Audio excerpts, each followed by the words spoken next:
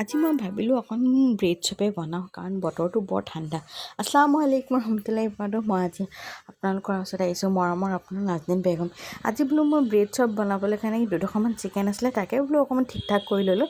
অলপ এটুকুৰা গাজৰ, ফ্ৰেঞ্চ বিন আৰু চিকেন, পিঁয়াজ তাতে কাটি তাতে অকণমান তেল অকণমান দি এইখিনি বস্তু অলপ গৰম কৰি লৈছোঁ জানেনে। ইয়াতে মই এখন চব বস্তু দি পেলাই ঠিক ঠাক কৰি লৈছোঁ। তাৰপাছত ব্ৰেডখিনিও মই এখন পানীত অকণমান তিয়াই লৈছোঁ কাৰণ কোমলি যাবলৈ কাৰণে, আৰু চেপি পেলাই ইয়াৰ পানীখিনি ওলোৱাই দিছোঁ যাতে পানী থাকিলে মানে আকৌ দিগদাৰি হ'ব নহয়, তেলো বেছি টানিব, খাবলৈও হুপুকা নিচিনা হ'ব, সেই বুলি মই মানে চেপি পানীখিনি ওলোৱাই দিলোঁ।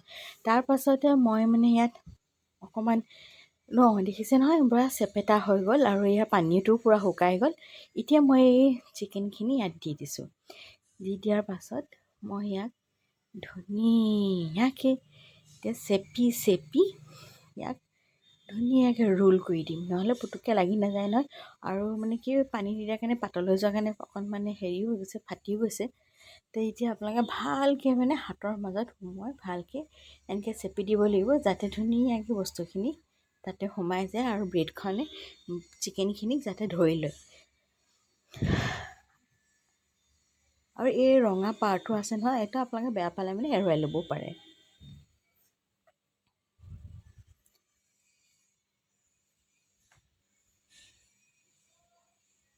আৰু মই এনেকৈয়ে বনাই কেইবাটাও বনাই থ'লোঁ। আজি বোলো চবেই মিলি অকণ গৰম খাওঁ। মই অকণ তেলত ফ্ৰাই কৰি দিলোঁ আৰু এতিয়া খাব পাৰিম আৰামছে মজাকৈ।